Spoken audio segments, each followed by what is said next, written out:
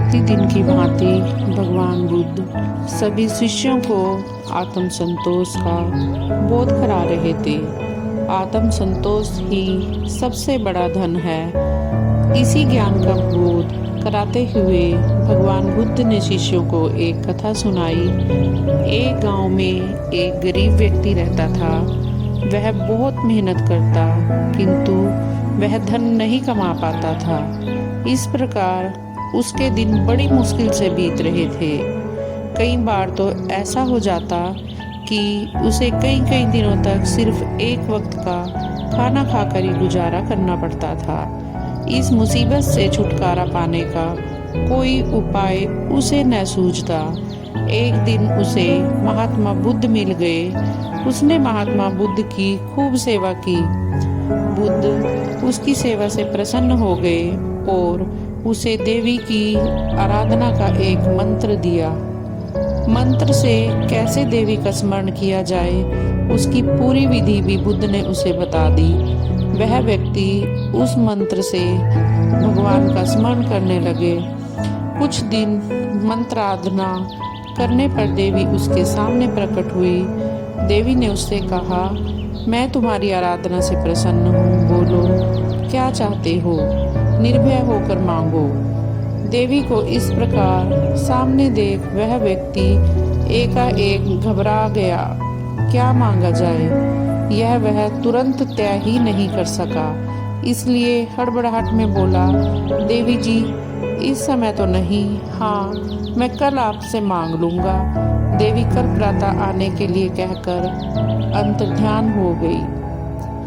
घर जाकर वह व्यक्ति सोच में पड़ गया कि देवी से क्या मांगा जाए, वर भी कैसे मांगा जाए। वह उस पर विचार करने लगा।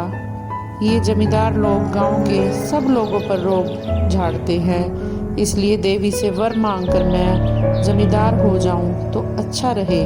यह विचार कर उसने जमींदारी मांगने का निर्णय कर लिया। इस विचार के आने के बाद वह सोचने लगा कि जब लगान भरने का समय आता है तब ये जमींदार भी तो तहसीलदार साहब की मिन्नतें करने लगते हैं। इस प्रकार इन जमींदारों से बड़ा तो तहसीलदार ही है, इसलिए जब बनना ही है तो बड़ा तहसीलदार क्यों न बन जाऊं। इस प्रकार विचार कर वह तहसीलदार बनने की इच्छा करने लगा। अब वह अपने इस निर्णय से खुश था, लेकिन उसके मन में विचार समाप्त नहीं हुए और कुछ देर बाद उसे जिलाधीश का ध्यान हो आया। वह जानता था कि जिलाधीश साहब के सामने तहसीलदार भी कुछ नहीं है। तहसीलदार तो भीगी बिल्ली सा बन जाता है जिलाधीश के सामने। इस तरह उसे अब तहसीलदार का पद भी फीका लगने लगा। अतः इच्छाएं बढ़ती चली गई। वह सोचने विचारने में इतना फंस गया कि कुछ तय नहीं कर पाया कि क्या मांगा जाए। इस तरह दिन तो बीता ही, रात भी बीत गई, सवेरा हुआ।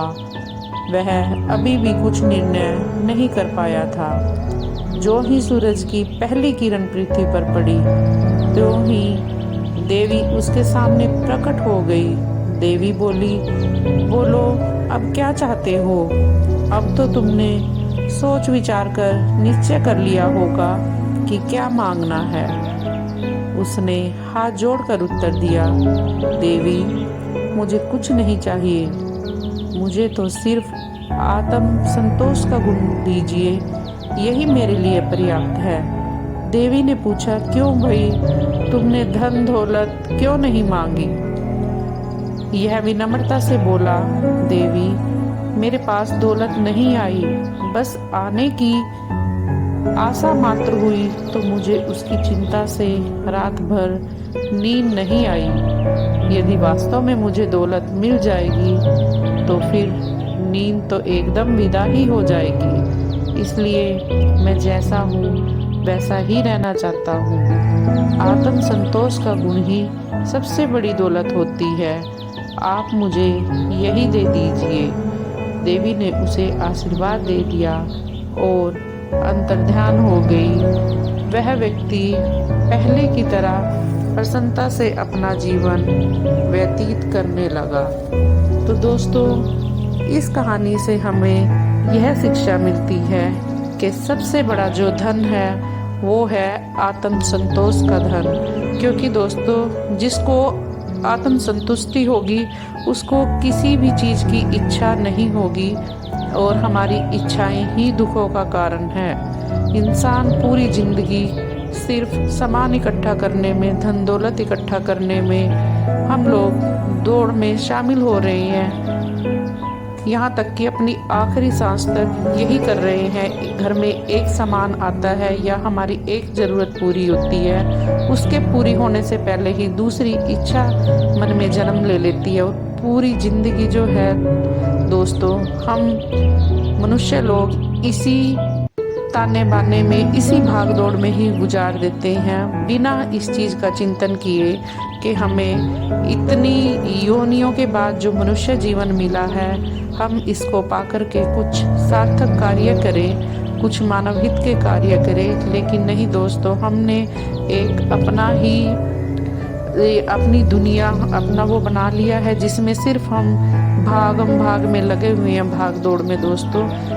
तो ये बात बिल्कुल सच है कि आत्म संतुष्टि ही सबसे बड़ा धन है। क्योंकि जिसके पास ये आत्म संतुष्टि है वह झोपड़ी में भी खुश है, अन्यथा लोग तो सब कुछ पाकर भी दुखी हैं। धन्यवाद दोस्तों।